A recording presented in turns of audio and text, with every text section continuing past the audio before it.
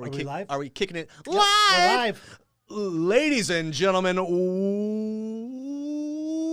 welcome to the Sober Swole Podcast. My name is Jake Howard. And my name is Paul Rowe. Tonight, we have a special guest. Who is that special guest? Oh my God, who are you? What a Hi. Yeah, so, you're sweating. Well, let's just start out. Let's unload with what you want to unload with. Tell us all a little bit about yourself and how you got to where you are and how you started your foundation.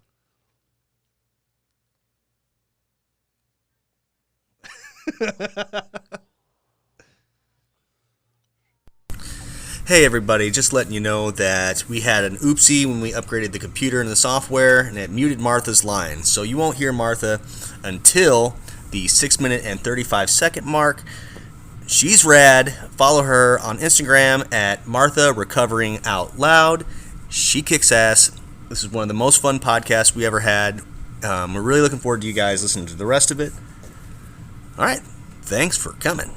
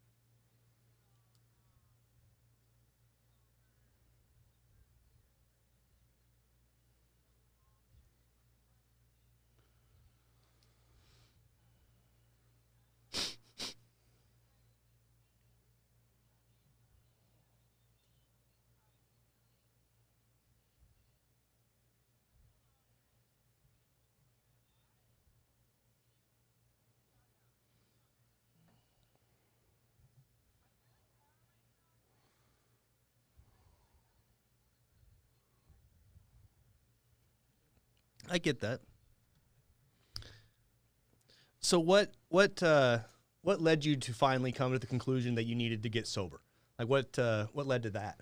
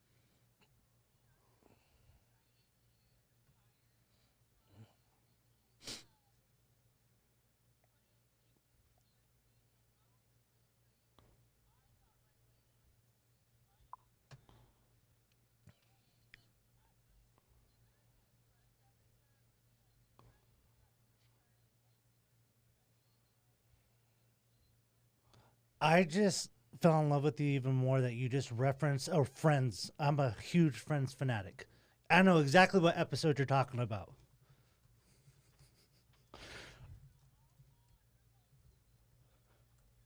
Yep. And then Monica has to pack all the little mini bottles for their vacation. Ah, man, you're awesome. Please continue.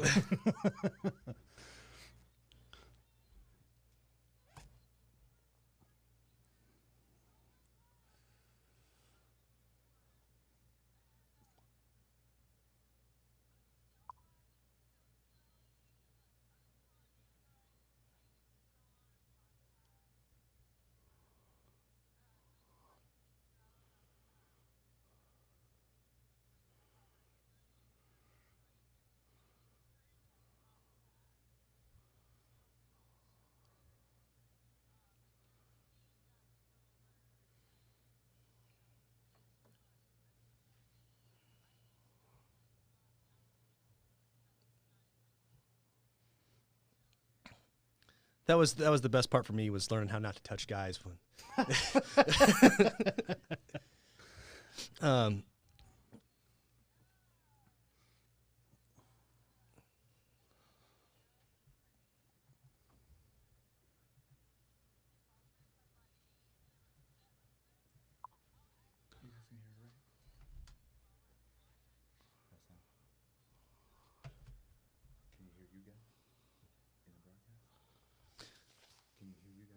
yeah.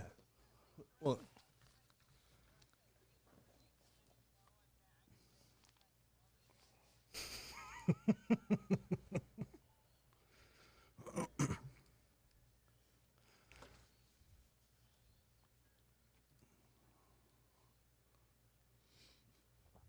I wanted to ask, did you no, I'm sorry. I was curious when you got sober. There is. That's what I thought too. When you originally got sober, did you go through any type of 12-step program, or did you just do it cold turkey on your own?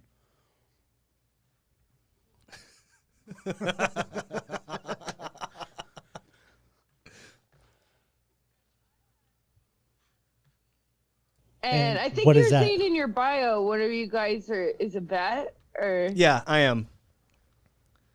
yeah, yeah. So, I'm sure like you're versed or know people with PTSD, but like CPTSD is kind of a whole different group of symptoms, Okay. and it's interesting when you really get into the differences in it, because PTSD would be being in one car crash. CPTSD would be like if you had a car crash a day for a year. Okay. Like, it really changes anxiety levels, feeling of safety. It's very common in prisoners of war, domestic violence, people who are parts of cults, like things that really get into your psyche. Please tell me you were in a And cult.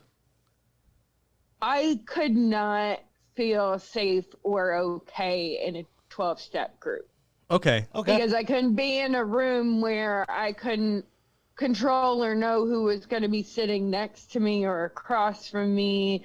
And I remember being in a group once. Oh my God, 2 guys show up. One's on PCP.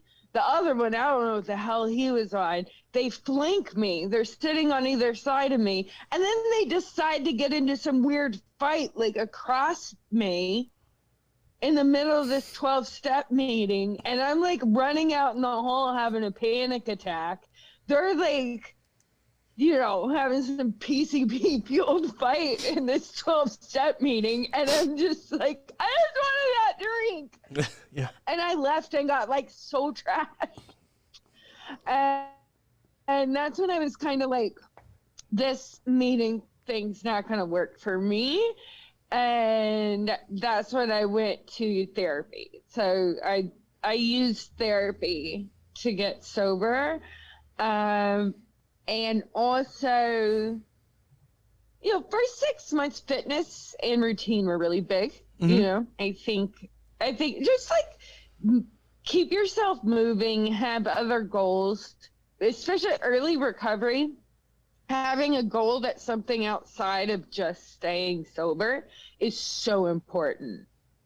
Like, just, you need that external goal, because I feel like the more you obsess over the concept of sobriety, that was almost triggering to me. Thinking about not drinking made me want to drink. Like, you got to occupy your time.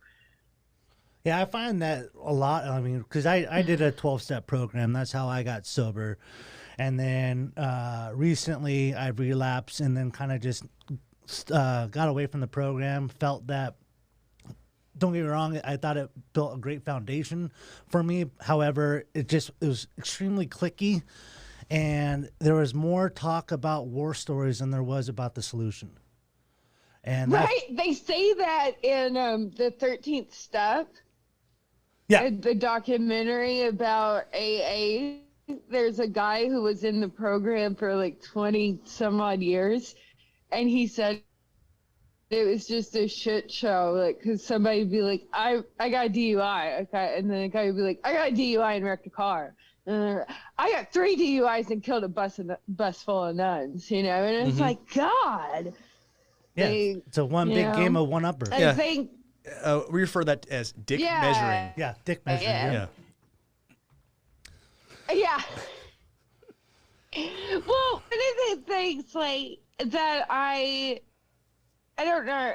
So to me, being a woman, and as a woman, you're made to feel powerless so much and so often and in so many ways. And especially if you're someone like me who's been a victim of domestic violence, sexual assault, things like that, things that have stripped you of your power, right?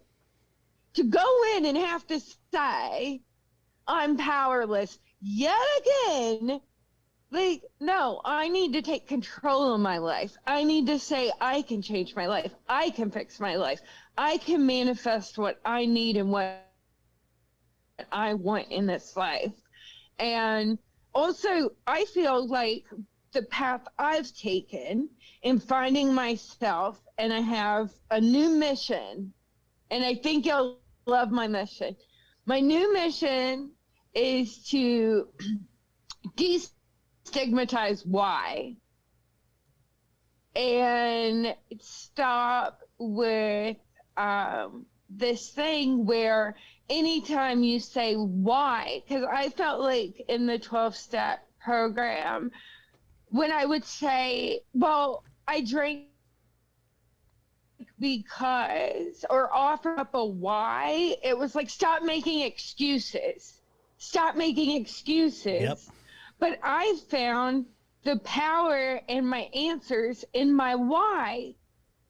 Like, a why is only an excuse if you don't dig deep and understand it. Oh, so, yeah. and I think that's very dismissive. To, like, if you go to start telling me why you relapse, and I'm like, stop making excuses, you're just sick.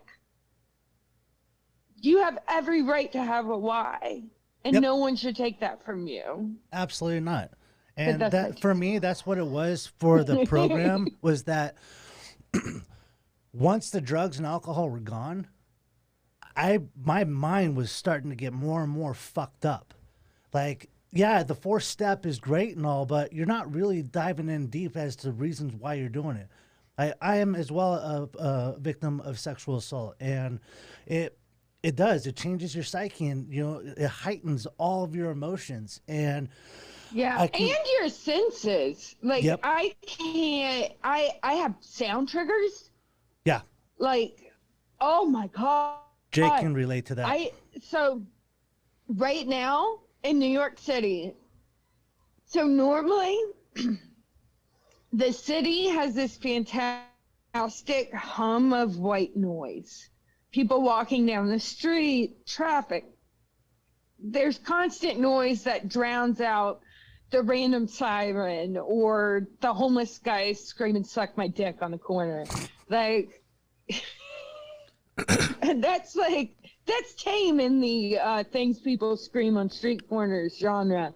But now that there's not this like hum and busyness of the city, every siren, every scream, every like sound just feels like it's in my head, and it's causing me to have really bad panic attacks. And I mean, it's embarrassing. I mean, it's embarrassing to be in the middle of CVS and you're like stimming and like trying to like run out the door. Because some dude sitting on his jazzy scooter watching the basketball game turned up chowing down on chicken wings in the middle of the CVS pharmacy. I don't understand what was going on there, but it happened. So I don't know. I really don't. I've never studied the layout of the boroughs. So please don't crucify me totally.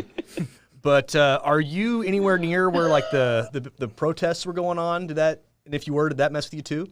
They all started like down the street from my house. Okay. And this is the thing with like, I can't get on Facebook right now because of all the propaganda about large cities. We don't have a problem with the protest or looting or riots. Our city isn't on fire. Like New York's like nothing's really like happening.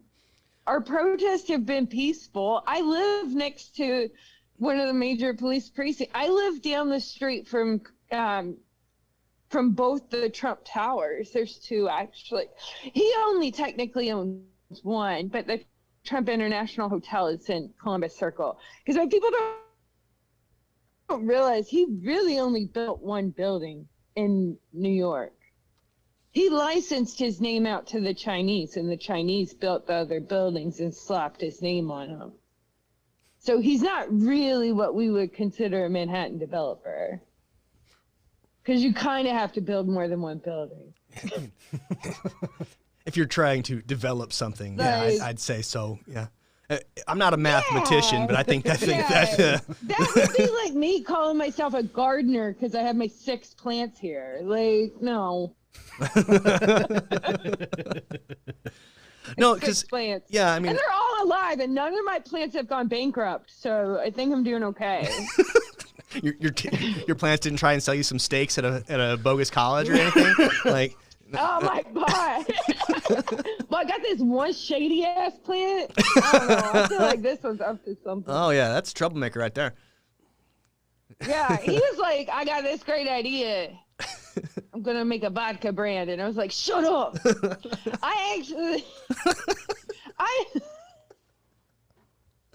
What's crazy is I know people who were behind those deals. I know people who have worked closely with him and his family. I ran in that circle, and it blows like every New Yorker's mind how this even happened, because by our standards, he's a fucking loser. Like, he's just a loser. You don't, like, he wants to run around and call everybody else losers, but like the Moynihan group, the people who like I rent from, this is one of probably 15 properties they've developed. Like, they're actual billionaires. They didn't like, you know, they don't have to go sell steaks. Like, they just like roll around on their private jets and bang hot chicks. They don't have to go on Stern and like go fishing for them. But you know. But I used to work at Penthouse Magazine, and what people don't realize is there was a whole genre of porn based on Trump. Please tell Don't more. pretend like you guys don't know that. I've never heard that. I have never watched a Trump porn. Never have I. No, it was a genre of porn that was inspired by him and all of him, and he made an appearance on a Penthouse video, but not like doing anything, but he was like showed up. You're like, high, I don't know. Like, scrolling through the porn set, and he's like, fucker Bigley. I don't know. But he was on it.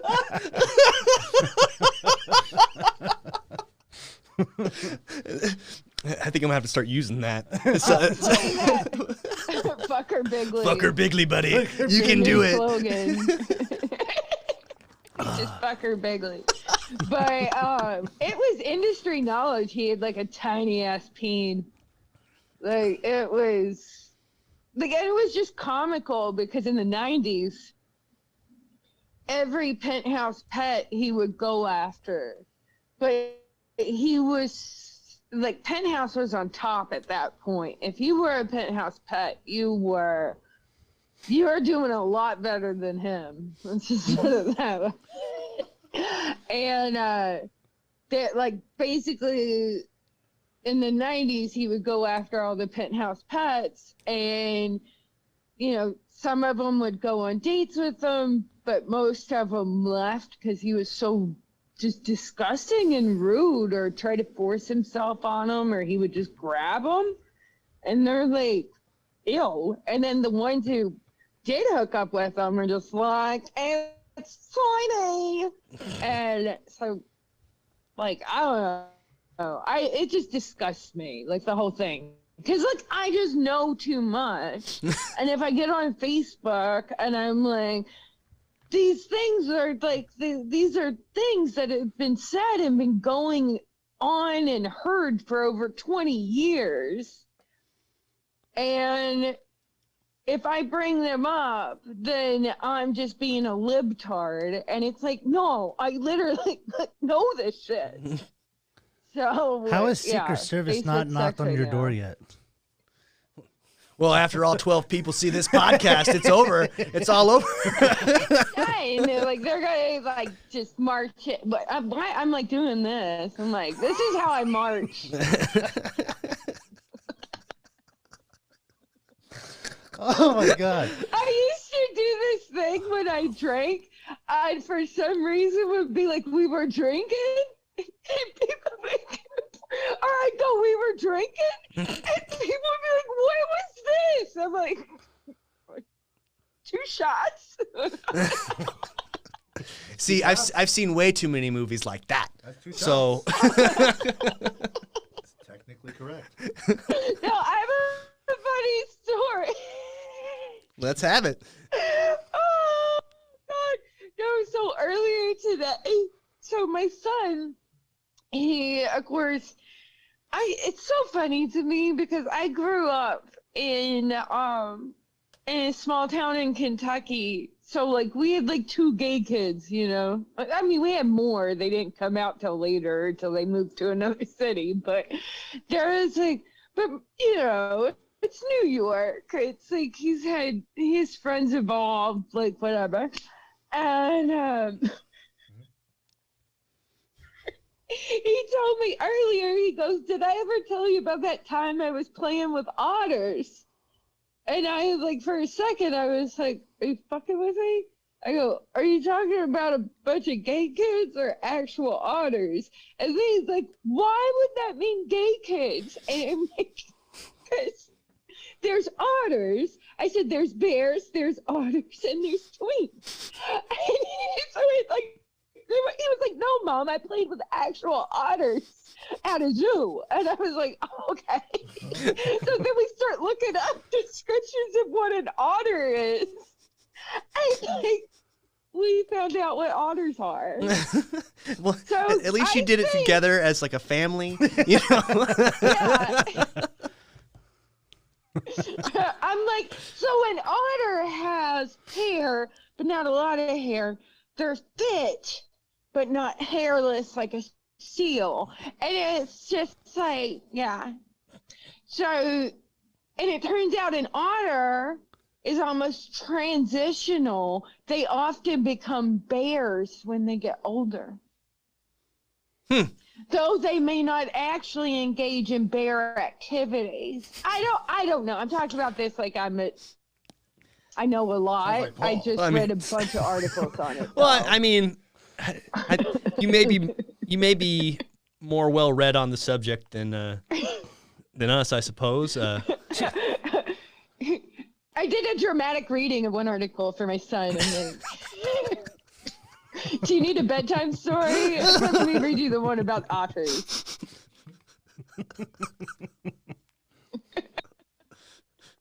What the only other thing that messes me up is, so his friends all have their own pronouns. Okay. And he has a friend who uses they and them. And so he's like, they were over and we were on the rooftop because I have like a roof terrace. And I'm like, how many people did you have over? Because like, he can't have a bunch of people on the roof terrace. And he's like, it was one person. And I'm like, oh. Yeah, my brother's partner is a they. So Yeah. it's confusing. And I was kind of like, when we're talking about numbers of people on the rooftop, I kind of need a clarification if we're talking about one they or 5 days. Like, in case I get an email from management that's like, your son's throwing parties on the rooftop. I'm lost. So, Paul. All right, buddy. So here. So Paul doesn't understand the they and them. Well, have her explain it, bro. yeah. You know what? I'll be hands off, Martha. You get it. Get it. I'm just gonna. Please explain. He's going to listen. If yeah, she yeah. doesn't. It's just somebody who's non-binary. It's like someone who doesn't consider themselves a he or a she, so they're a they and a them. So we all get to pick our pronouns now. So watch what you say here. So what it could get us canceled. gender you want? No. I have a So I have a just what question. gender you want to be referred to as. But what I was just saying is that my son will sometimes use they for one of his friends, and it confuses me because I don't know if he means if he's like hanging out with a group of teenagers or one person. So Makes I get sense. lost in the story. So Why don't just call them by their name? That would be more helpful. I think he might be doing it just to like prove I'm a boomer or something. I don't know. Which I'm not a boomer. he's more woke than you. I'm a millennial. I don't get it. Like I understand. I understand. Oh my the desire. God. He had his first So day. weird. He had his first day of online school today. Oh my God. These poor teachers. Like, I applaud them for like wanting to educate children, but like the kids obviously know the technology better than them. Like, would you really want to be in a Zoom meeting with 15 like teenagers ready to just like torture you? Nope. No, that sounds Oh horrible. my God. So he was like taking videos on his phone of these like of what's going on with these poor teachers. And he's popping out of his room to give me updates, and I'm just like, why can't we just cancel school for a year, put everyone out of their misery, and we'll start again next year? Yeah, Mike. Oh, but yeah, another thing my page talks a lot about is sober parenting. But I think my thing's a little different because I have a 13-year-old and a 15-year-old. Like, I think a lot of the accounts I follow have like much younger children. I have a 15-year-old daughter and a 14-year-old son, Sorry. and they're both assholes. Yeah. I love them to death, but they're I love it. I mean, I love it. My 13-year-old, he's at that age where he's a little difficult, you know. And my oldest said to me earlier, or like last week, because I was in active addiction, and I was really bad when he was like 13 to 15, right? And he goes, "Good luck dealing with puberty sober, Mom." Nice. He's like, "You get to be here for all of it." I'm like, yeah. Woo. I can't wait. Yeah. Because I live over like 5 bars. And I think if people, like, that was another thing with the 12-step meetings, was I live in an area of New York where it's all bars, like all bars. There are 5 on my block alone, right? Even the deli, the bodega, the diner, you can get mixed drinks at the diner. Like, there's not anywhere that does not have alcohol around me. But when I would go to these meetings, there would be people from like other boroughs and stuff that didn't have the same situation as me. So every time I would go to share and I said I was at a bar, they didn't realize I was like having dinner or I was like eating lunch. And then the whole room would like turn on me and be like, why are you in bars? I'm like, it's the only place that has food. Am I not supposed to leave my house? Like, I didn't consciously go out to see it. It's like, it's my neighborhood. Well, It'd be like living in Vegas. Yeah. No, that'd be terrible. You know, God, like, no. Yeah. But would speaking, you like not leave your house? how do you deal with like what are like the mental like checks you've made for yourself that stop you from partaking when you're having lunch or dinner? You know, I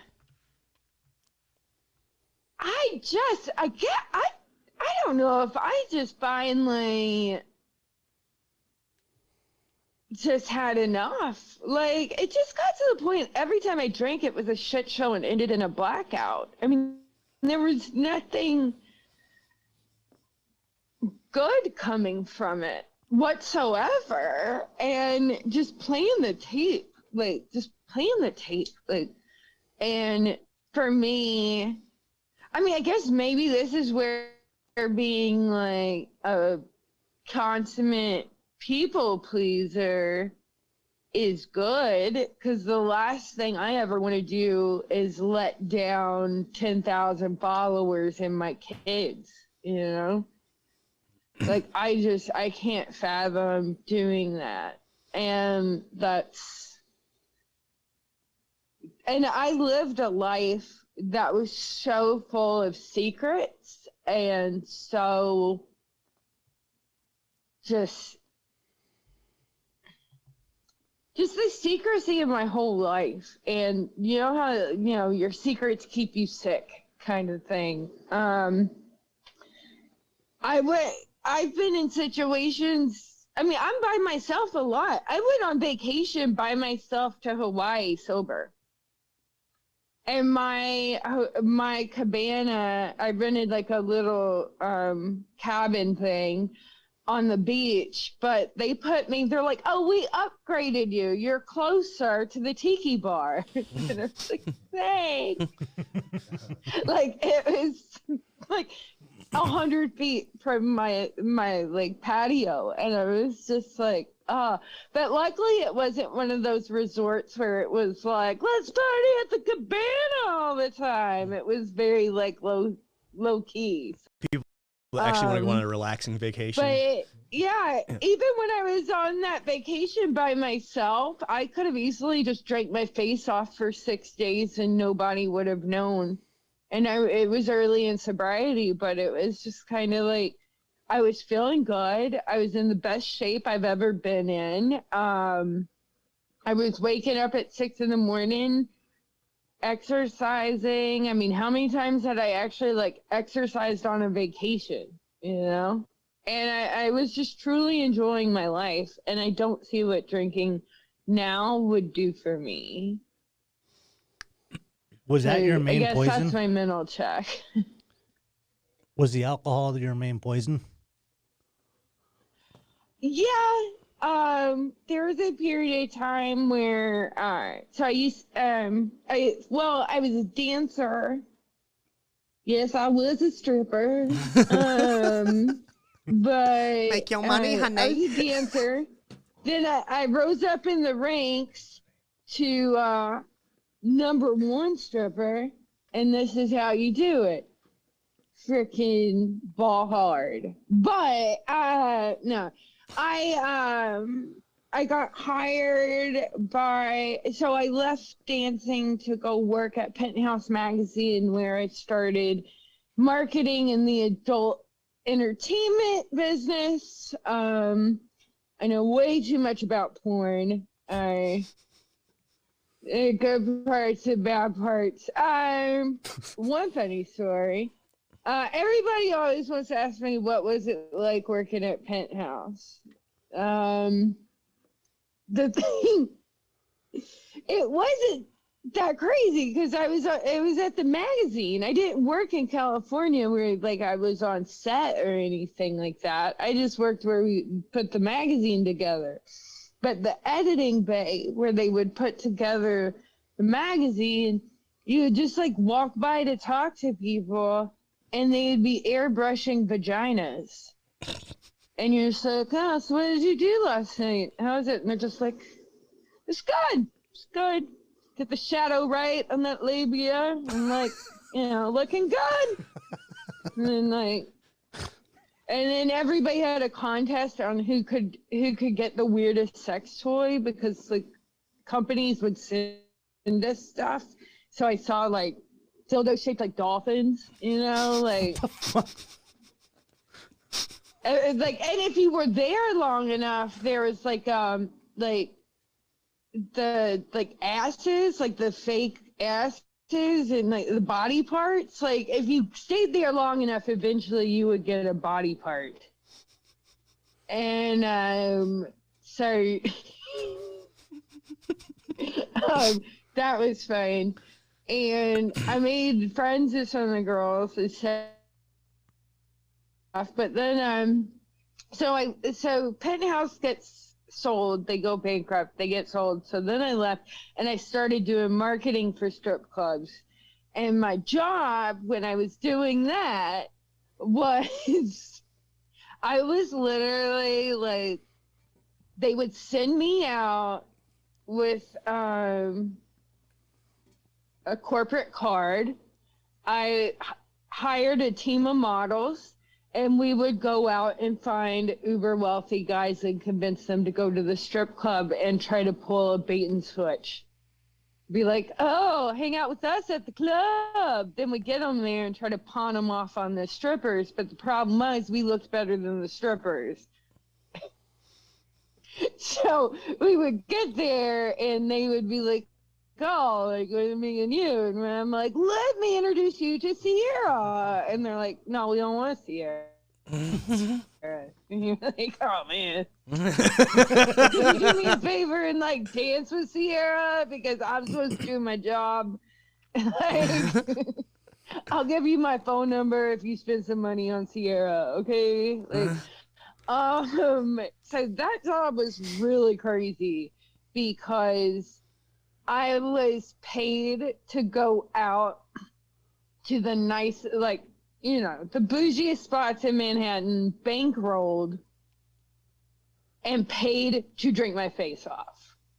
And I would just start the night with double Patrons. I'm like, because what I figured out, we could wrap the night up faster if I got drunk sooner. So if we got drunk sooner, we were more likely to get somebody to go back and then our job would be done. But then we would just end up staying out.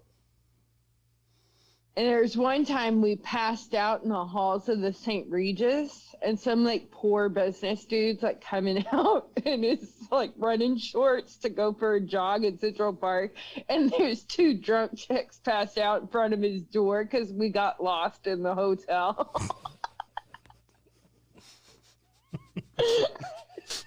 What had happened? We left our phone in my phone in one of the rooms, and we were trying to find it by calling it and wandering the halls and seeing if we could hear the ring. And then we got tired and decided we needed a nap. Yeah. This all makes sense. I can't even judge you on it because I was like, that's exactly what I'd do. Yeah, we were just tired. I was like, I can't walk anymore. And just like died. Or was just like, I can't do it. And but we kept, but when I danced, I did do a lot of coke, like a lot.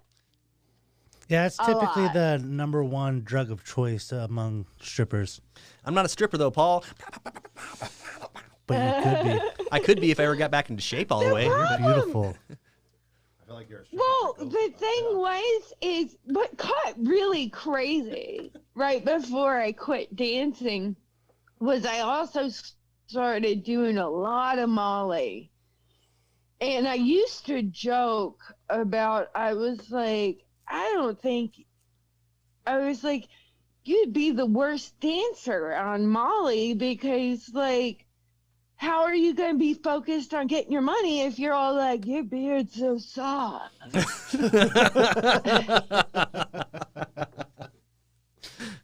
I was like, I would be just like weird. I thought I'd be weird.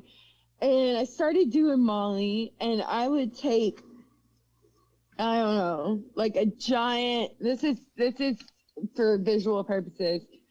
I would take a huge, like 32-ounce cup of seltzer water and put like 10 Molly capsules in it, mix it up, and just drink that like through the night. And I would be so fucked up, but I made so much money because I would just sit and I'd just be like, you're so nice. I got some Molly. And then, like, next thing you know, you're like in the back for like 8 hours. So yeah, I mean, but in New York, the only way you can make money dancing is by doing coke, because that's why the guys go to the club. Yep. Literally, that's their sole reason. Because everything else they could get anywhere else. It's a bunch of bankers that have nowhere else to go do blow with hot girls. I mean, that's it. Like, I can't even. I mean. And it's funny, like, the loyalty you feel like you've signed some kind of NDA. Like, I wouldn't sit here and rattle off, like, every hedge fund manager that, like, came in or anything, but it's pretty hilarious when you're, like, watching TV and you're like, I know that guy. Well, have you ever seen that movie Hustlers? Which one? Hustlers with Jennifer Lopez. Oh, God. Okay. So I danced while that was going on. Wait, say that again? And then I was hired to do PR. I know the actual girls. What? Yeah. Yes. A friend of mine knows them much more than I do. She was actually invited to be part of the ring, but she didn't feel like that it was good. I didn't watch the movie because I know the actual story, and I personally just didn't want to friggin' see it because the actual girls were really friggin' ugly. Like, the reason that they did that was they were aging out. okay. And they were, like, super busted from, like, years of drug abuse and stuff.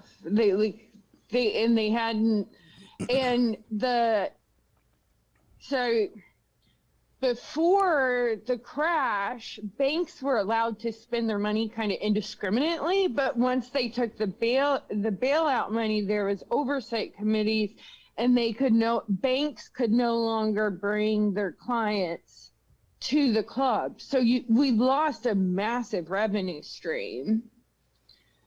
And those guys were always the funnest because, like, I always latched on to the guy that was just there because he had to be and didn't really want to be there.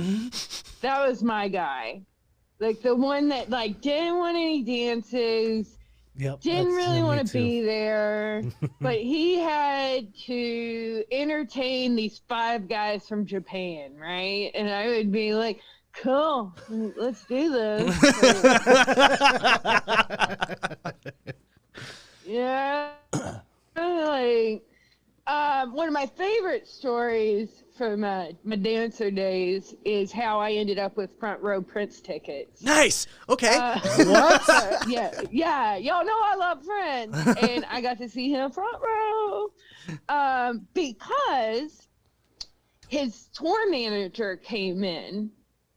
And he was playing, so Prince was playing Madison Square Garden the next day, and the tour manager comes in, and they have this big room going in the back. And the thing was, if you were in the pockets of the host, which I'm sure they had that on Hustlers about I don't know if they did. I'm assuming y'all saw the movie, but the host, or like, play a big role on who makes money and who doesn't. Yeah. And I would never pay off the host because to me, that was something the girls who were hard up had to do. Like, I'm not going to give somebody money to get me work when I don't need you.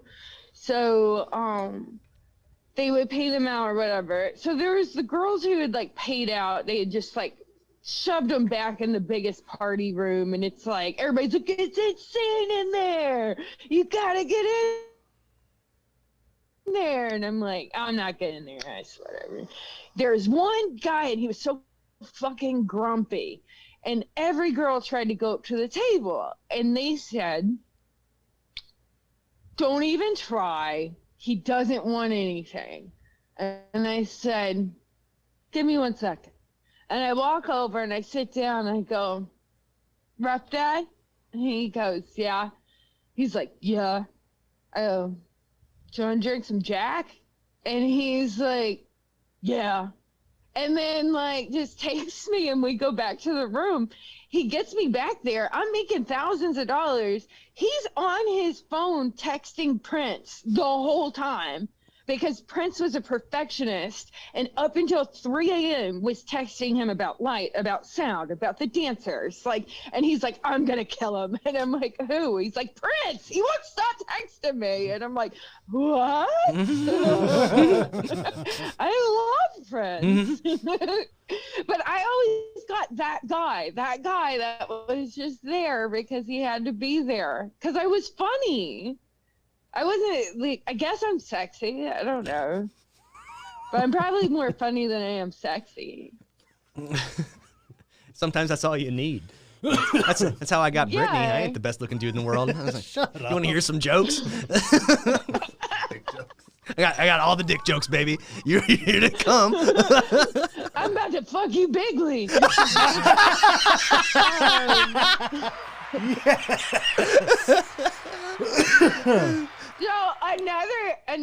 so this is one. So one of the things that keeps me from doing coke, to be honest with you, Okay. because I won't lie, that's like the one thing I'm a little like, I could be around alcohol all day. I can date people who drink. I can have friends who drink. I can't honestly tell you if somebody put a bunch of lines in front of my face right now, like what I would do. That's like how I am. That coke is the one thing that still scares me because I know it just wouldn't be one. It would be 3 8 balls. And I have friends who still do it, and I know when they start going to the bathroom, I dip out, but there was one night, and so my dancer name was Audrey, and they called me 10-hour Audrey, because on my second night working at this place, this guy comes in at 5:30. Club opens at 5, by the way.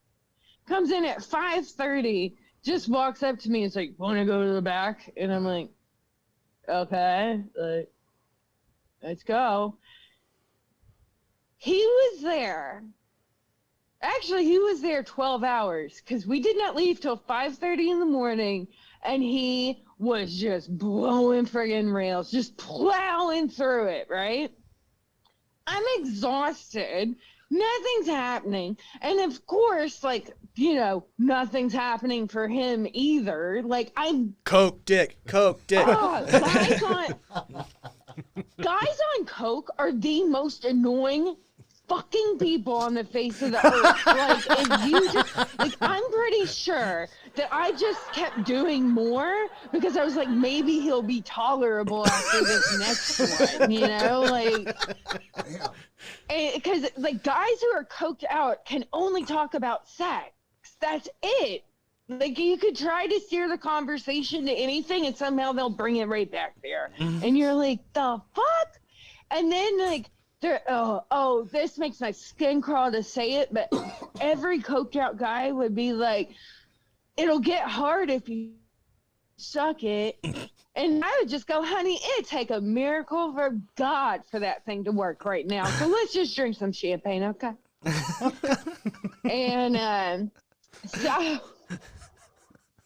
I was the girl they would, if they couldn't control a guy, they'd be like, go get Audrey.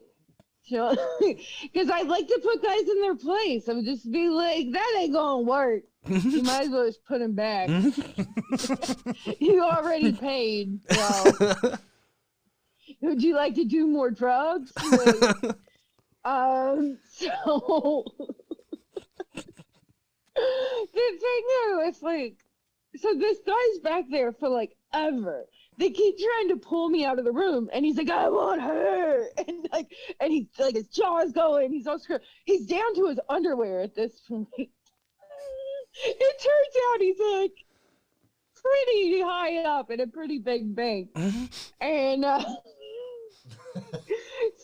they finally call it quits, right? They're like, okay, our bouncer's got to go home, our girl's got to go home. This poor girl just pulled a 12 hours. And me and my friend were just like, bye. Oh, sorry, the rubber band on my thing snapped, huh? Oh, so I have rubber bands on my Invisalign, and I snapped. So anyway, then he comes running out in the hallway in his whitey tighties, and he goes, but I didn't even get off. And we're like, see you again. Wow. Coke, dick, Coke, dick, Coke, dick. Oh man. And it's like they just want to like try to shoehorn it in.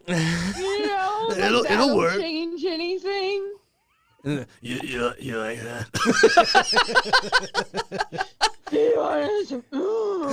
I'm just trying to jam my flaccid cock into you. I heard women love it. Softer the better. That's my the dick's like Play-Doh. That's the rumor I've heard. That's how I. Yeah. You're like, I've been denying myself erections for 30 years.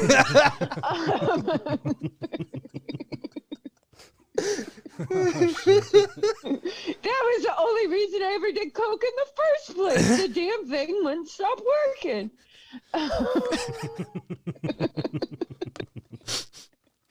Oh shit.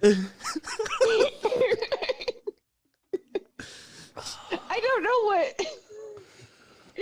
Oh, but that's like a thing that I realized, like, dancers, like, you can only tolerate it for so long, and then you're just like, my life sucks and all men are horrible. Like, it really just is not a fun lifestyle at all.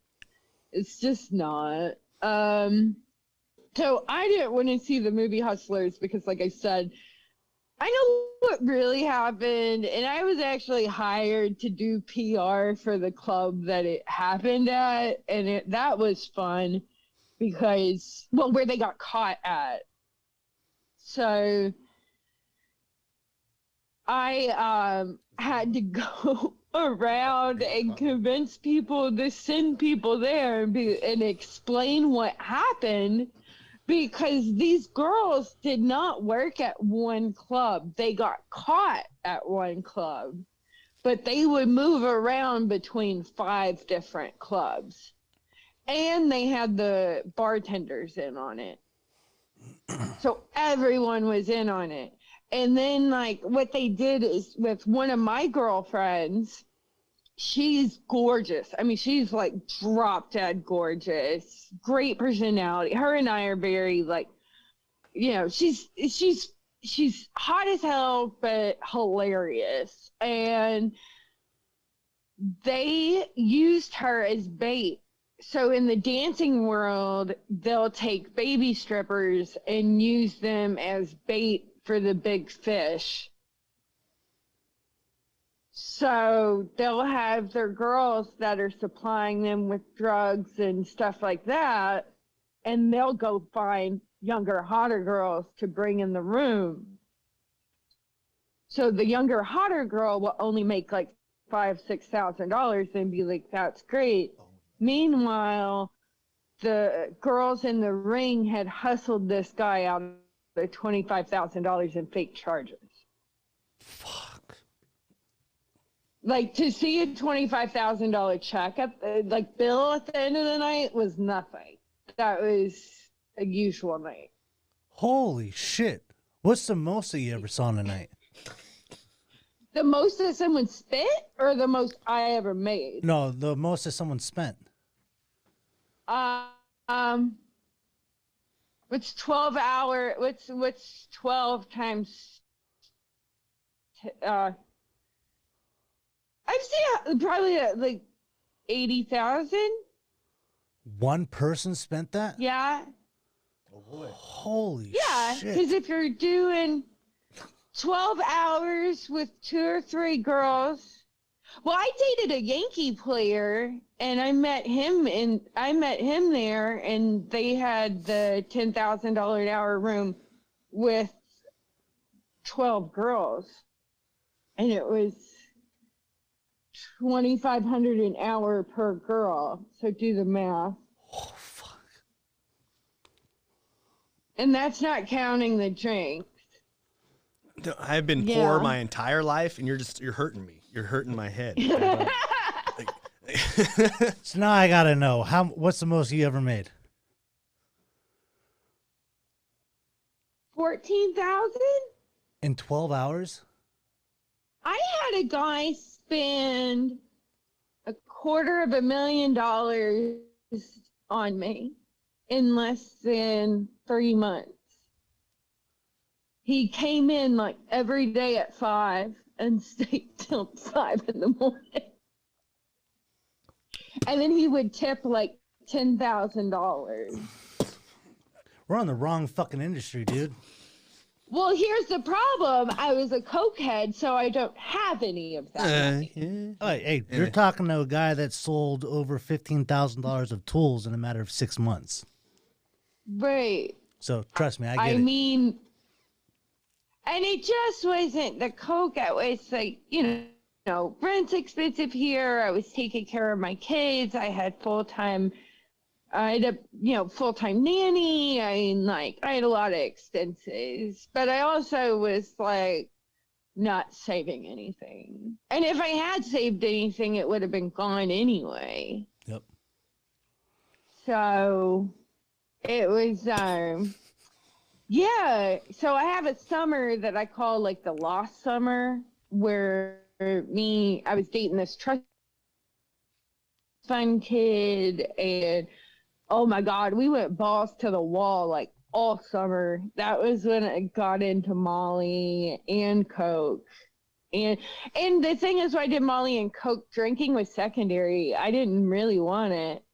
Most people thought I didn't drink, because they always I just always drink water, because I actually had that fear. You know how they tell you you're not supposed to mix Coke and alcohol because it makes it like a third chemical that can stop your heart. Supposedly. I'm doing 2 8-balls a night. I'm doing 2 8-balls a night, and I'm terrified to drink a vodka and soda. Like, that's I mean, if you're running me. 2 8-balls, I mean, maybe the vodka and soda would have. Like, your logic is like. Yeah.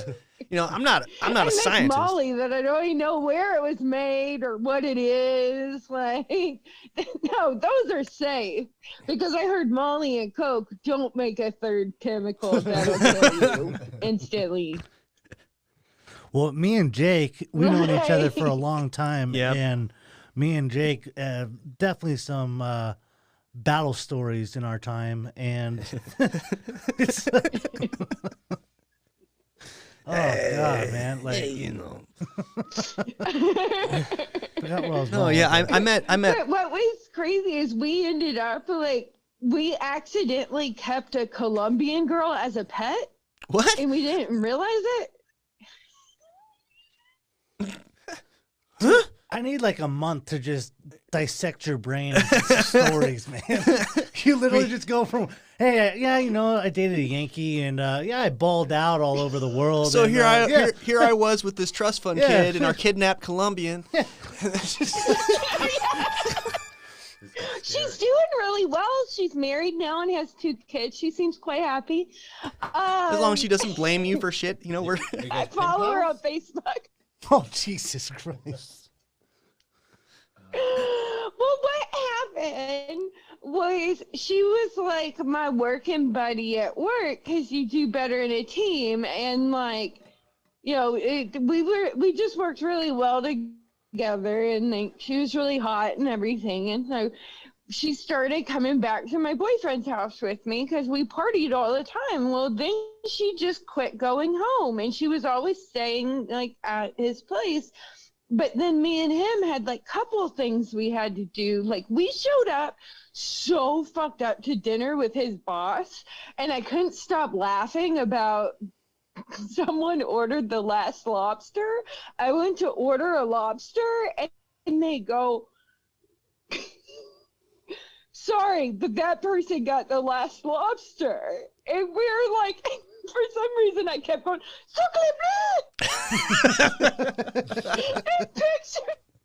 picturing the last lobster, like running around the kitchen, like trying not to get caught. And he's like, and I couldn't stop fucking laughing this whole dinner because we had been up for 3 days, and now I've like I've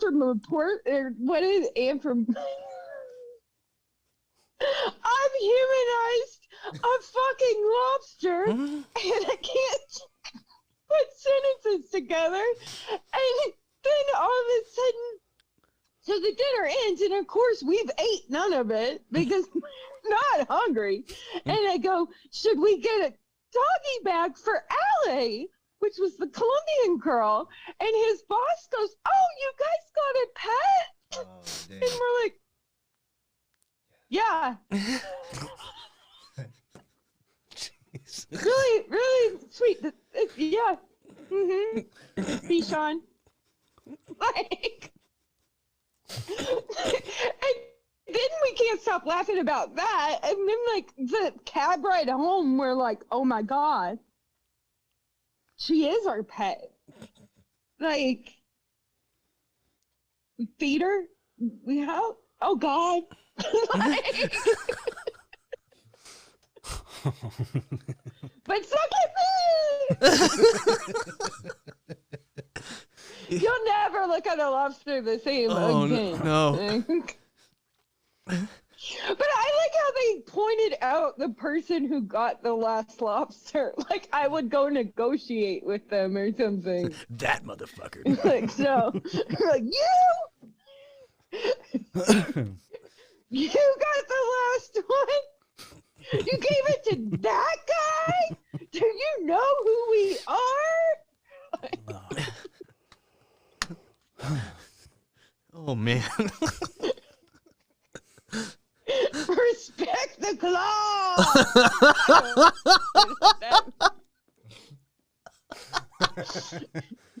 So as y'all can see, there really is no reason for me to drink or do drugs. I can entertain myself for hours. just sitting back and remembering. Like,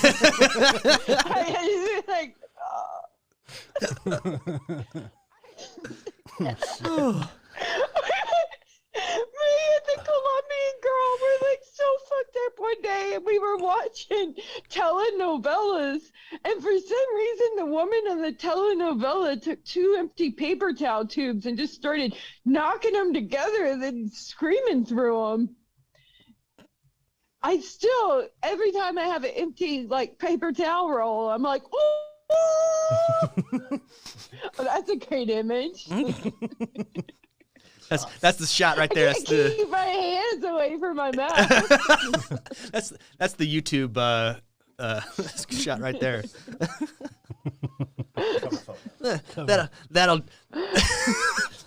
that's gonna pull some views right there, baby. me and our my old drinking buddy. I used to call her my best friend until I realized she was just a drinking buddy, which, I mean, that happens to all of us, right? Yep. Like, I've been super lucky in that I have lifelong friends that were friends of mine before things went tits up and stuff like that. And I have a lot of friends who still drink, still use, but respect me.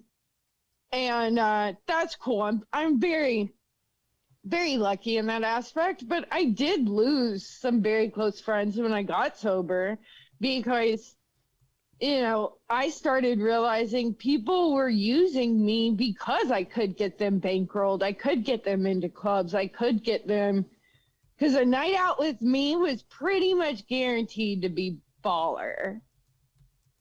So, you know, it's kind of a running joke if you don't have any money, like, go out with Martha. Because they're like, what? Okay, so we're at this rooftop. Me and all my friends are broke as shit. The only reason we're there is because my friend's DJing and we ran out of free drink tickets. And so we're like, we're going to bounce and go find like somewhere cheap and like go to McDonald's. And they go to the bathroom. I start looking around. I see this guy just sitting there by himself. And I'm like, hey, what's going on? Next thing you know, he's like, order anything off the menu. My friends come back from the bathroom and I have a full spread and 2 bottles of champagne. I'm like, hello. And so that became like the quintessential Martha story. Like, you'll be good. Don't worry. So always talk to like the dork in the corner. They're usually socially awkward and rich. And so I'm like, so anyway, my friend, her birthday was probably one of the most insane nights. And at one point, we're running down McDougal Street singing dicks, dicks, dicks, so many dicks, dicks, dicks, so many dicks, dicks, dicks. And like that was like that just me and like my like model friend, just like dicks, dicks, dicks. I think it could have been a hit song if, you know, we weren't so fucked up. We could have recorded it, went big, but, you know, things happen. That's one of those. That's one of those great Coke ideas that you wake up in the morning, you're like, that's the dumbest shit I've. Yeah, like your doctorate. And then I pissed myself in the VIP. I have all these stories of me doing horrible things in the VIP area, and they just let me keep coming back. Like somebody wrote on an Instagram post, like, how did you keep getting in? I'm like, nobody, they always need girls. Like nobody's ever said, you know what this party needs? More dicks. Sorry, guys. You're not hurting our No, feelings. not at all. And the softest ones you can find, please.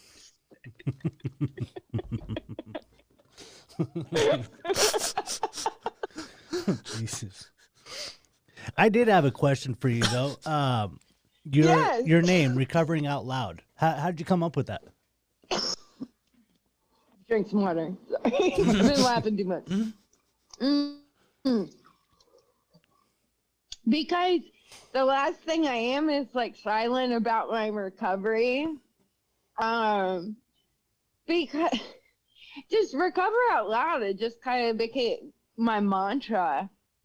Because I don't see any shame in saying no.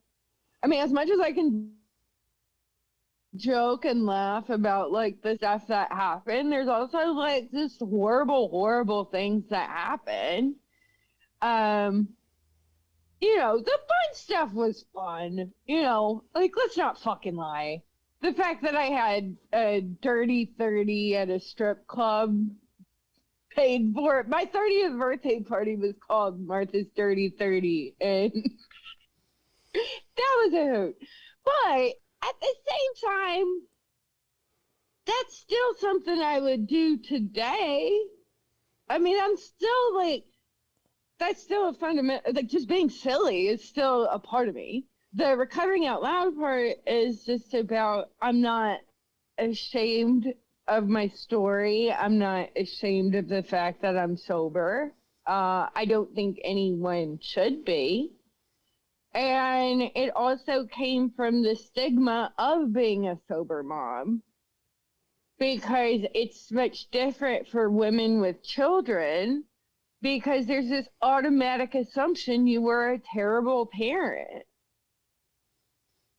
And like, one of the things that used to bug me to death, like when I would be like getting fucked up with people and they would start talking about my kids or being like, she's such a great mom, you know, she's such a great mom. And I'm like, can we not talk about my parenting while I'm like doing coke off a toilet?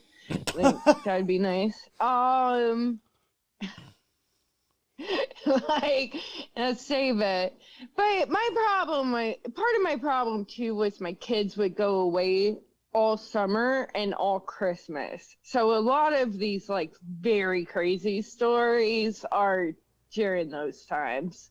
When the kids were here, things were like, but Recover Out Loud really just came from wanting to break the stigma of recovery and the stigma of being a sober mom, and that it's something that you have to hide, because like I said, I love my life now. I have a great life now. You know, yeah, I go to bed at 10. Y'all broke my bedtime. Sorry.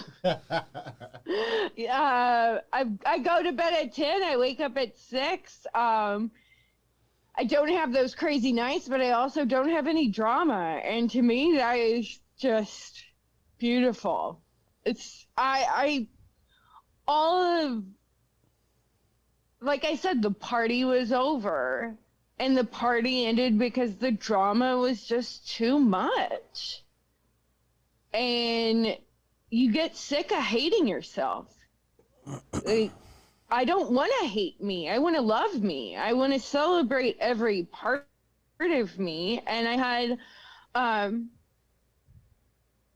Jen Resurrection of Me on my podcast the other day, and she just made a point that I just loved. And you have to work on accepting every version of yourself.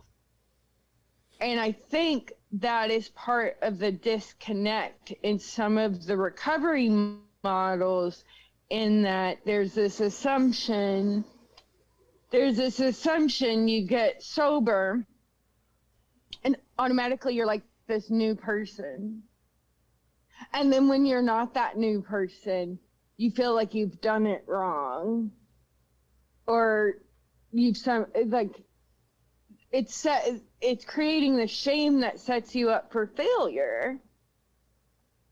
Mm-hmm. Because, you know, if I don't embrace and love the girl that was doing the best she could and trying to enjoy life and make money and whatever, you know, for all the trauma and things that I've been through, I think I've done pretty damn good for myself, you know? And you have to have a respect and a reverence for the person that you used to be. And if I talk poorly about the person I was 10 years ago, I'm still talking down to myself. That's still me. Right. So I just, you know, you just got to accept it all and move forward. Yeah. So how do you, so now that you're obviously rocking and rolling, your social medias are taking off, you're obviously beating ass and being who you are and embracing, you know, your past and obviously motivating others to do good things. How do you deal with the side comments from the wine moms? Oh, I just don't know I don't know how you do it. I'd have to have at least a glass of my bottle of wine. Oh. How do you deal with those ladies? That was when I first got sober. I went to the school and I said, I was picking up my son. I said, well, I don't drink anymore. And they go, God, I couldn't go without my glass of wine at night. And I'm like, oh, fuck you, Karen. Like,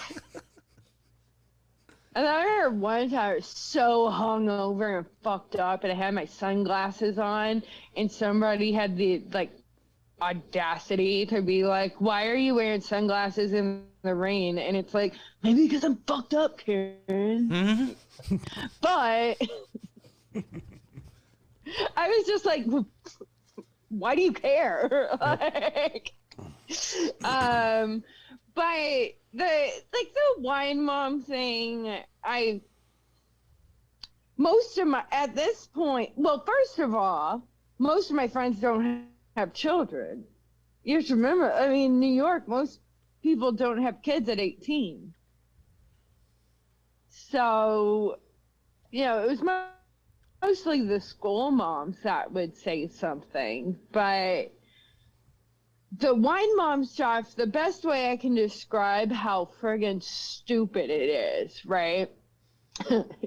There's a documentary about suburban women who drink and they drink too much, and the wine mom problem, and there's this group of 10 women who do wine night. And their wine night is obnoxious, It's the typical, I just gotta do me on Fridays. I just need some time. I gotta have, I love my rosé. And you're just like, because I know, I drink tequila, so I always thought they were bitches anyway. But anyway, so they have these 10 women together. And I remember one time I said to the moms, I was like, yeah, I was drinking straight tequila last night because I'm on a diet. And they started laughing. And I go, well, tequila, it's low carb.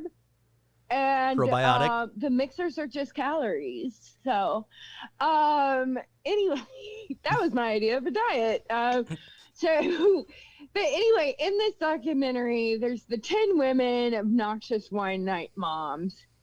One of the women has started to drink outside of wine night.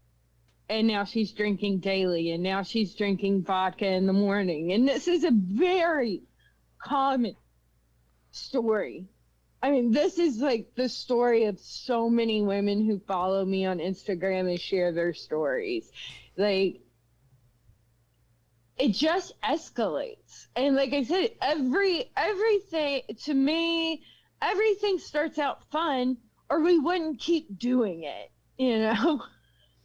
So to deny the fact that something can be fun is stupid. But, so anyway, this one mom now has a problem. They keep cutting to clips of the moms at wine night with their glasses talking about, well, she just needs to stop. I wish she would get in a program or something. Why don't y'all stop having wine night? Support your friend. If she's your friend, why, okay, so now she's become the group, and this talks to the clickiness and the bullying that moms have with each other.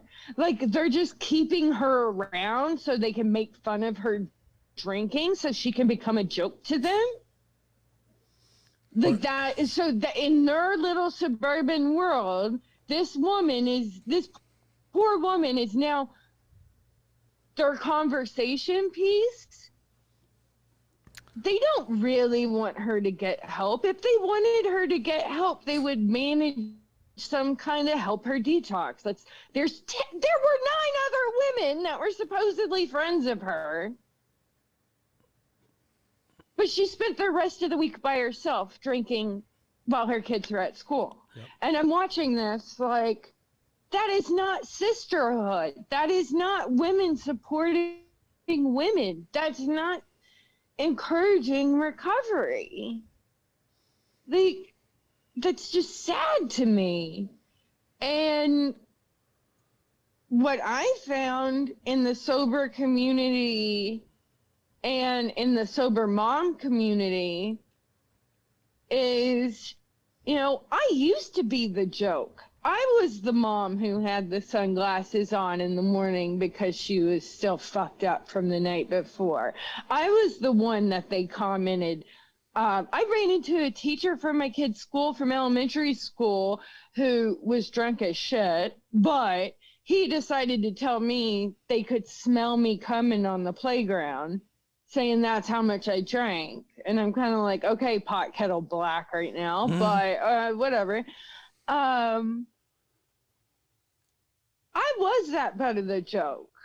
I was that woman they like to talk about and speculate what I did for a living and how, and in the sober community, I've found women who are like me and want to break the stigma, accept their past, and look forward to a great future.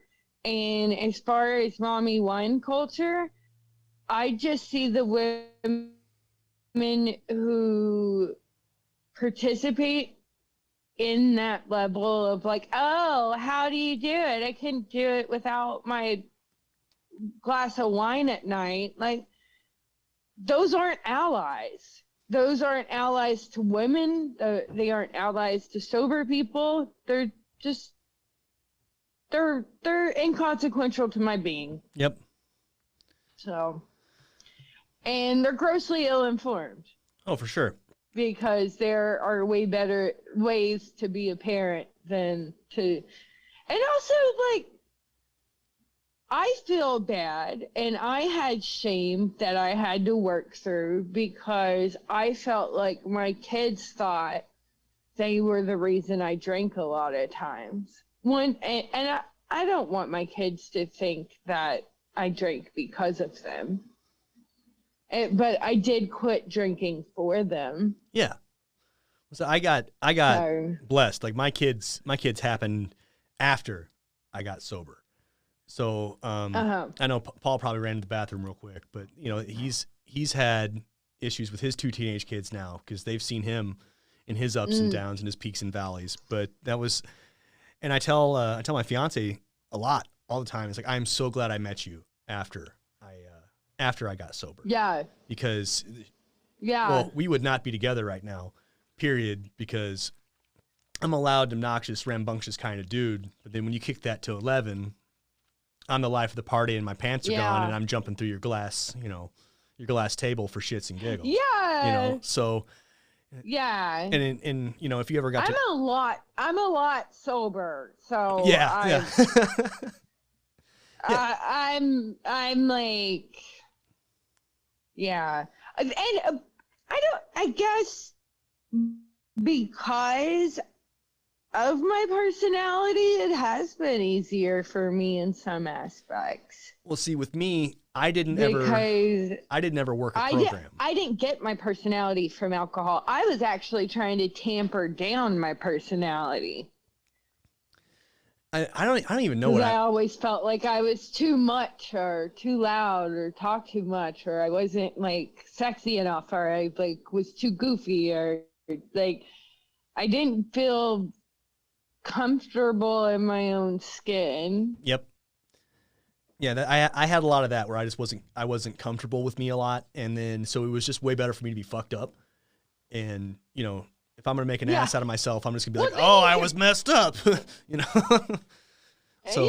then you could just blame it on the booze. Like that's, and I was talking to somebody about this. I don't know if y'all know Carmel Pelly, but her and I were having a conversation, and she was saying, I said, I hurt a lot of people when I was drunk, and she said, really, you were only hurting yourself, because you were damaging relationships with the words you were saying. And that was like such a light bulb moment for me, because now, especially once you get sober and somebody tries to use the I was drunk excuse, you're kind of like, that doesn't work for me. try to peddle that bullshit somewhere else. Yep. Yep. Like, it's not cool. But yeah, one of the things I've talked about it, I get asked about it a lot, but a lot of people are scared of like sex and dating and sobriety and finding relationships. And as far as that, I found I actually was with somebody when I got sober.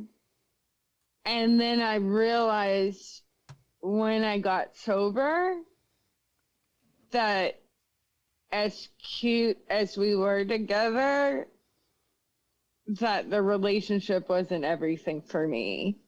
And I think he started to get uncomfortable and scared once I got sober because, basically I had to be like 10 kinds of fucked up to have sex with him. Oh. Yeah. So once I got sober, I was like, oh my God. I would fake that I was asleep all the time. And he was like, we never have sex because you're always sleeping. I'm like, yeah, I sleep a lot. The fact that he didn't pick up that clue is...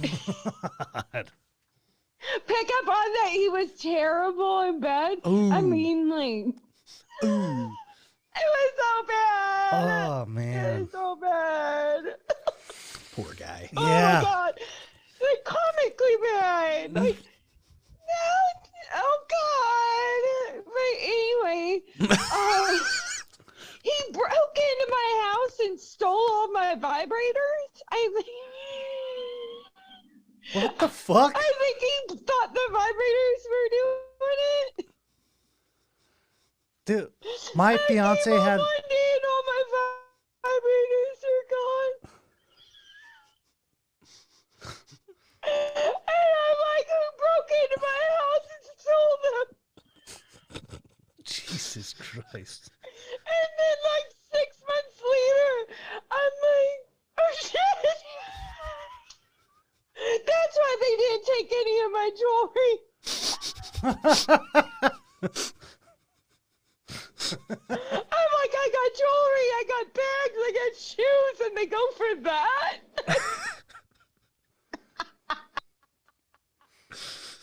My fiance had something similar happen that with her ex because he didn't know that she had vibrators, and one day was snooping through her shit, found the vibrators, and got so irate with her and pissed off and threw them all away.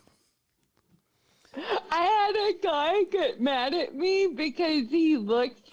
So first of all, I never asked him to move in. And he just kind of did. Homeless and made himself at home.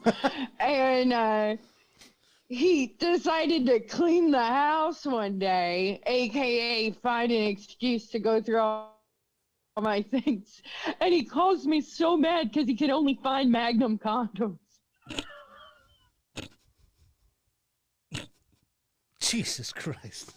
And I'm like, hey girl, some people need them. I like them.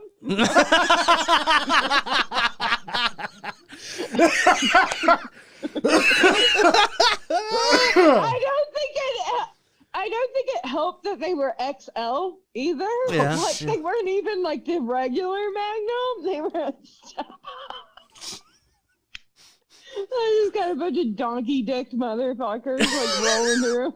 Oh, I could only imagine that guy's face when he saw it. Just jaw on the floor. Like a mega box because I worked at a Rite Aid and condoms were buy one get one free, and I was like, I might as well stock up and like bought an egregious amount of them. So it really did look like I was just running some like hardcore train shit or something. But really, like, they were just on sale. Oh, that dude's ego had to have been bruised so fucking bad when he saw those. Oh yeah, like, yeah.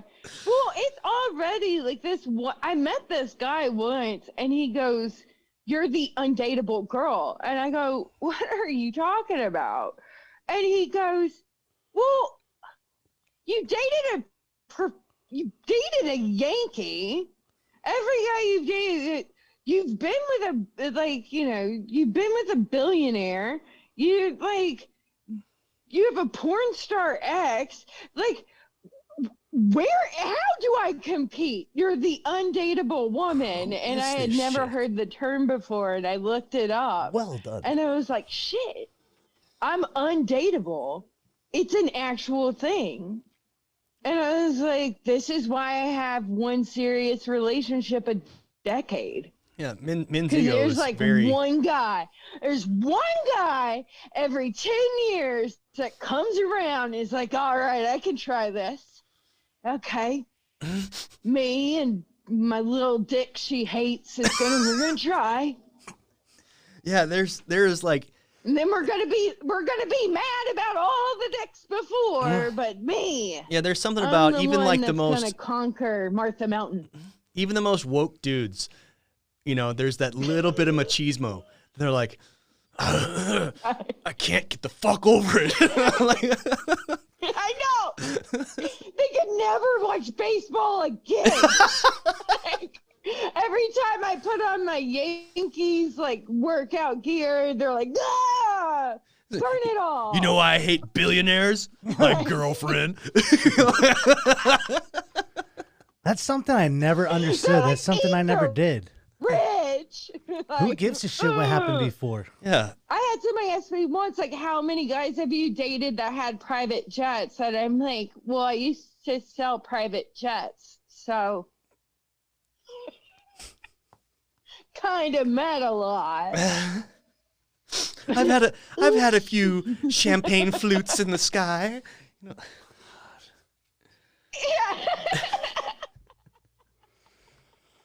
Well, what you want? You want the helicopter airplane combo. Yeah. So I have an ex of mine. That we're in an Instagram war right now, and he recently retired from a major company, and I troll him so hard, and I make fun of him under his comments like all the time, and like my friend knows him, and I screenshot it, and he lets me do it, and I just keep pushing the envelope like a little more, and occasionally he deletes them. But I have an extreme dislike for Macklemore, and this dude would lick Macklemore's asshole. Like, I don't know, he like fucking loves Macklemore. Okay. So I made a post about this guy because, you know, I think we all have that one person we met when we were really in our addiction that you think like, wow, what if they met me when I wasn't a fucking train wreck, you know? And he should have been somewhat of a wake-up call for me, because here I am, top 20, I meet randomly, top 25 CEO. He is so into me, and I kill it. I old yeller the fuck out of that relationship. I'm just like, just take it out back, you know?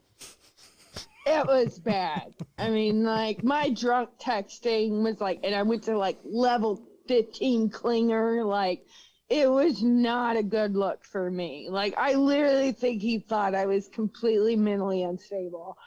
And, woo, it was bad.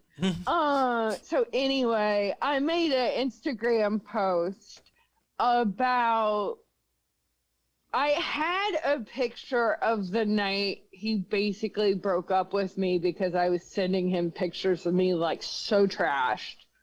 And he's like, I don't think we're like the same people. Mm-hmm. And I'm like, and I was too drunk to get it. Like in my head, I was like, maybe if I just text him more, Yeah. that'll fix it. Yeah, I'd had those moments. He just has to know I'm stable. And Make it worse. I will write him long, heartfelt text messages 3 times a day for a month, and then he'll get it. And they'll be mostly gibberish. Right.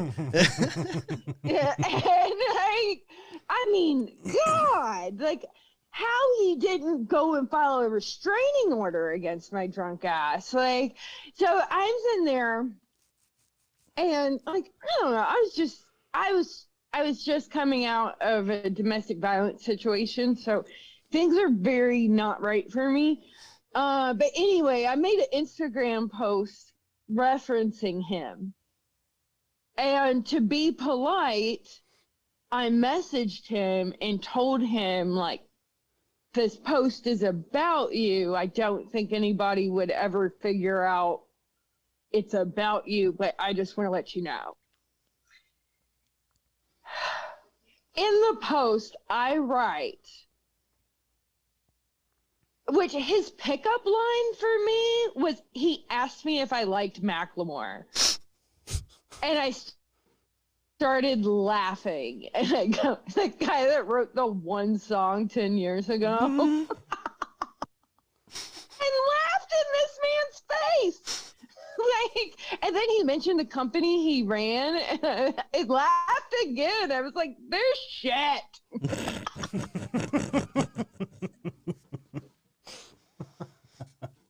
And he was like, "That one, that one," and She hates everything I love. Bring her here. I know. Like, and so. After I trash everything dear to him, but in the post I wrote, he asked me if I like Macklemore, which we all know I wouldn't even talk to him now, ha ha ha, and tagged my friend. He doesn't reply to my message where I say this post was about you. I'm sorry I wasn't in a good place. I hope you're well, whatever. I even offered, I said, if you are uncomfortable with it, I'll take it down, like, being polite. And next thing I know, he's posting Macklemore pictures and pictures of him with Macklemore. And like, Macklemore quotes about how wise he is. And I'm like, you mother, like, you're trolling me? And so now I'm like, this goes both ways, sweetheart. Mm-hmm. And he's constantly posting reels of him on his helicopter. And I'm just like, like, having at it. And it, like, his life's so boring, too. Like, I'm just like, why do you even show us this? He's like, here's me jogging. Like, anyone cares. And also, I realized he has a very large forehead. Like, it's like this. It's like 2 foreheads stacked. That's an impressively big forehead. Yeah. It's not...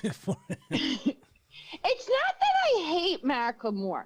What I can't stand is there's a certain sober influencer who is a charlatan and takes people's money, who constantly post RDJ memes and Macklemore memes.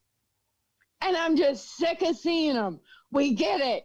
The man's sober. Like, when did he become our poster child? Why him? He had one hit. Because Goodwill. There are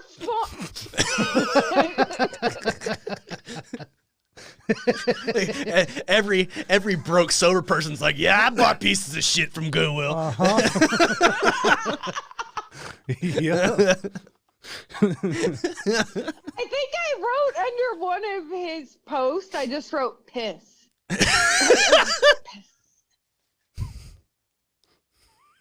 That one got deleted. That's the one that hurt. Just piss. Not the one where I accused him of fleeing the city on his chopper. Or I made fun of this awful art he bought. He posted this picture of like this art, and I made fun of it under it. He deleted the comment. It was a really funny joke. Like, I don't know. This poor man. What? He started it. Like, why did he get so butthurt because I made a Macklemore joke? Like, come on, grow up here. I was trying to be nice. Yep. That was the best I could do at nice. Yeah, you're being nice, and he was like, "Fine, it's on." But I will say, I know. I'm like, no, he didn't. Like, I took a screenshot and sent it to my friend. And I'm like, what is this shit? He's trying to start a war, and he lives just down the street. Like, I don't know. I should go stand outside his apartment just with like a lone sign, like Macklemore sucks. Just stand there for a while. And show up like with more and more people every day. Just like start a movement on 67th Street. Just like, yeah. That's the one. That's the angry protest the folks are talking about. Yeah. The Macklemore hate has reached fever pitch. Start looting the Best Buy. We're like, ugh. I want all the Macklemore CDs. Wait, you quit carrying CDs? Close every thrift shop in the nearest 30-mile radius. Which, by the way, can we just talk about the fact that Goodwill, they're pieces of shit? You know, they only pay their workers like $2 an hour? Yeah, my fiance will go on an hour-long where they're allowed to pay disabled people based on how much work they can get done in a period of time. So they'll literally time their workers doing the best they can to hang a bunch of shirts and then be like, oh, you only did 25 in 10 minutes. You're only going to make $1.25 this year. Yeah. I'm sorry if you just watched us reacting all kinds of weird. The MacBook just made a bunch of noises we'd never heard before. Yeah. So we were trying to figure out what happened. Did you get it from Goodwill? Maybe it's like mad I'm like breaking the Goodwill code. Well, no, or do you have like a bunch of Macklemore on there? And it's like, we'll have to talk to DJ Swirl when he comes back in the room. That might be the issue. Well, so she's over here just bagging on we're bagging on Macklemore and Goodwill. And then, like, your computer just talked about microphones being turned off and all kinds of shit. And then a bunch of, like notifications, popped up. Getting hacked? I don't know, bro. it's a ghost. The poltergeist or the buy-to-buy shop. I'm on my iPad over there. I don't know, man. Well, speaking of, I do have to go because I do have young children that will be up at like 5. You know, she's 1 and likes to have her daddy time, you know? So, yeah. Because it's not 1 in the morning in New York or anything. Well, I'm worried about me. I'm an addict. I'm a very selfish person. I have to get up at 6. I have to get up at 6 to walk my dogs, or they'll anger piss on my bed. I get that. I mean, you could have told us all to shut up a long time ago if you wanted to. If we're all just trying to make you cozy. Oh yeah. No, y'all are fun. I go on all these serious podcasts and it's great and all, but like I just want to talk about some bullshit sometimes. Oh, you found your boys.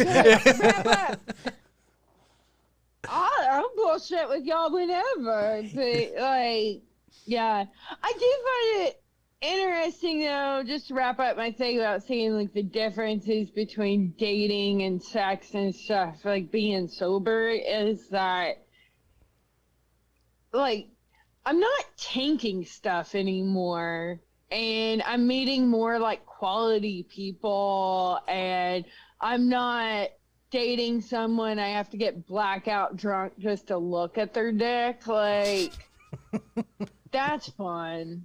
Yeah, I mean, that's fun. I've never like, yeah, I'm gonna say I You've can never imagine. dated a girl you had to get blackout drunk to like. I wouldn't say we dated, but I definitely went hogging a time or two. I was the guy that took the duff away. I was the grenade jumper. I have many medals of honor. Yes, he Jake will does. do it. Jake doesn't care about nothing. Yeah,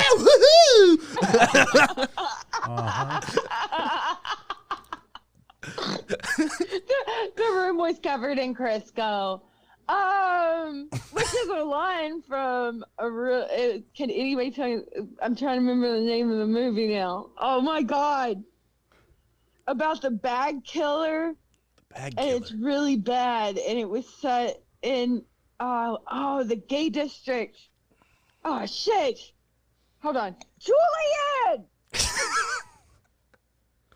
My son might remember the name of it. Ah shit! But it's this movie, and it's what's the movie with the handkerchiefs? With Pacino at the gay clubs? Pacino at the gay clubs. No, that's not Main Street. Huh? Cruising! Cruising! I knew you'd know. Cruising. Never heard of it. So oh my god, you have to watch it. Like, so it's very Mystery Science Theater-y, and that it's set. So Pacino plays a cop. Okay. Who has to infiltrate the this is my talk. Infiltrate the leather daddy scene in New York to find a killer. And this is a real serial killer that killed gay men in the leather daddy community, okay? In like the early 80s. So Pacino, he goes in and he's like a straight dude trying to act like a gay dude in these clubs to try to catch this killer. And there's this awesome scene where he's dancing, but it looks like he's never danced a day in his life, and he's just like doing this awkwardly, surrounded by men in like leather, and like there's there's a guy bent over and like somebody just covering their hands in Vaseline. And then there's another scene where he stops by an indiscriminate handkerchief store because you need a handkerchief, and because that's your code, and he hangs a handkerchief out of your pocket, and he buys a yellow handkerchief. He doesn't realize that means you want to get pissed on. Oh my god. and so he's at the club, and some dude like offers to piss on him, and he acts all like mad about it. And it's like, you got the pissy handkerchief. And like the movie's fantastically bad, and it's called Cruising. And once you watch it, you also have to read up on it. And there's one scene where they interrogate a guy, and as they're going into the interrogation room, there's a big black dude in just a jockstrap with a cowboy hat reading a newspaper.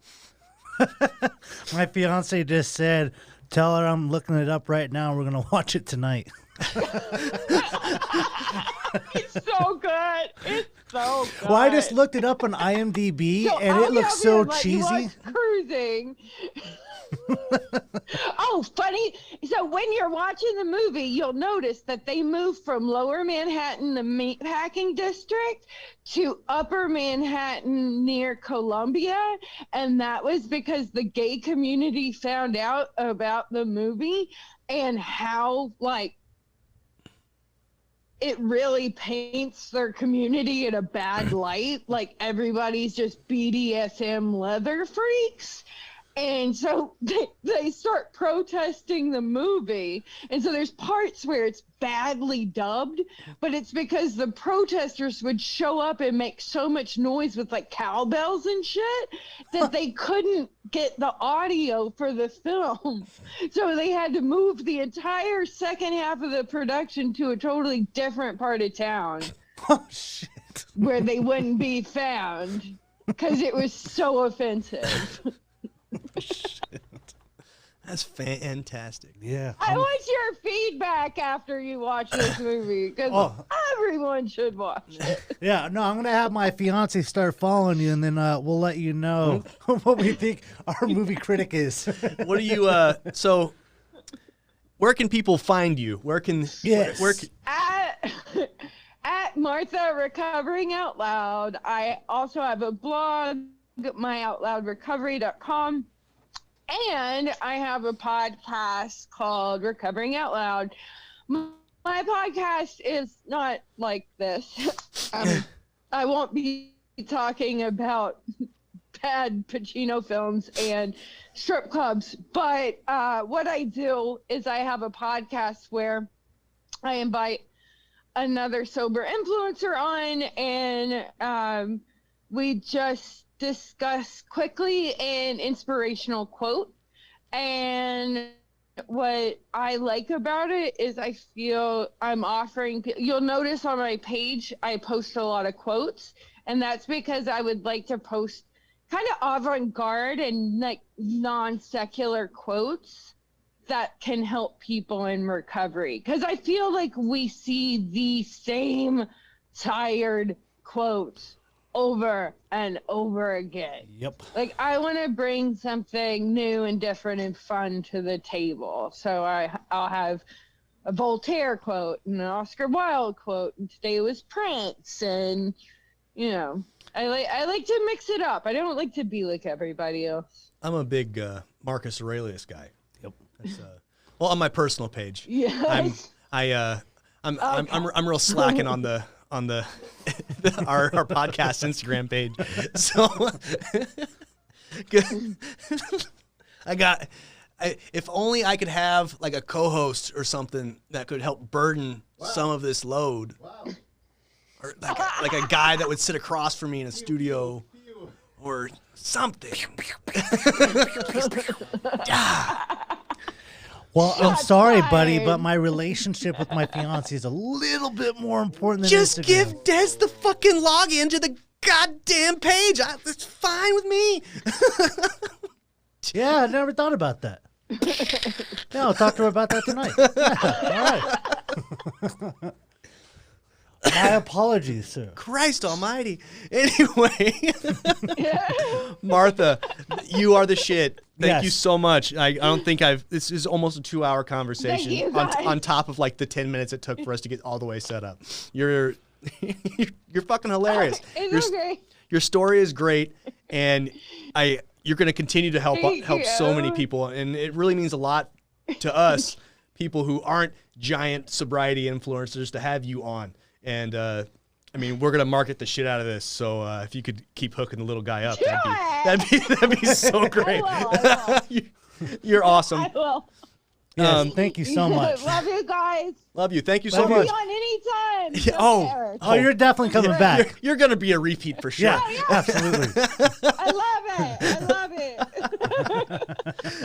Okay, night, guys. Good night. Good night. Have fun. Enjoy the movies. Bye. I will. Bye. Here, Bye. before we go, we need to do our. Yes. We need to shout some stuff out. Yes, we do. So. That was so great. That was amazing. But all right, everybody. RoyaltyNutrition.com. RoyaltyNutrition.com is a no-nonsense supplement company that uses high-quality ingredients in all of their formulations. They don't promise you fake results. They tell you that it's going to help you along your way. RoyaltyNutrition.com. Oh, gee. Whoa, what happened there, buddy? It's a stroke. Gorilla Gains. Check out Gorilla-Gains with a Z.com. Gorilla Gains is a high-end apparel company that you can wear in and out of the gym, on top of the fact that they make great equipment that helps you lift and stay safe while doing so. Use the discount code JAKE15 to save you 15% on your entire order. That's Gorilla-Gains.com, discount code JAKE15. Check them out.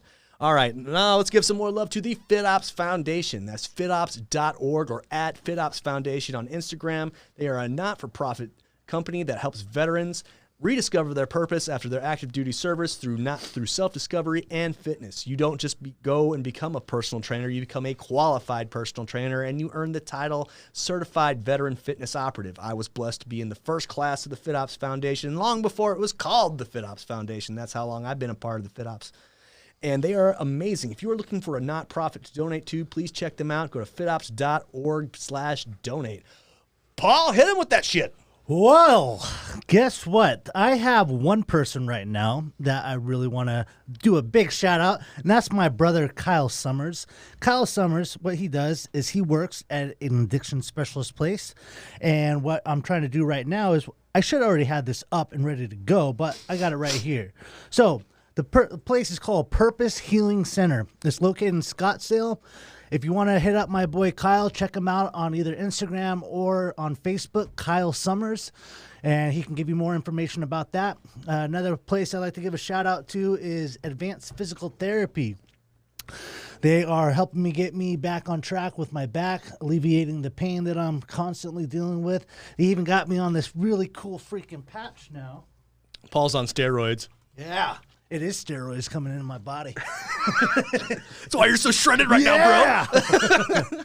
But no, check them out. They're located in Gilbert. They're off of Higley and Pecos. I no longer live on that part of town, and it's that great of a place that I still travel to go there 3 times a week. So give them a shout out. Check them out. And then I just found this out recently. My old club is back open, the Pigeon Coop. I don't know what meetings are being held. I know our meeting, the fourth dimension, is being now led by somebody else. I don't know who that is. I just found this information out from my brothers the other day. So look them up, Pigeon Coop online. You can check them out. They're located off of 60 in the Rural. They're in the same parking lot as the Brunswick Bowling and Denny's.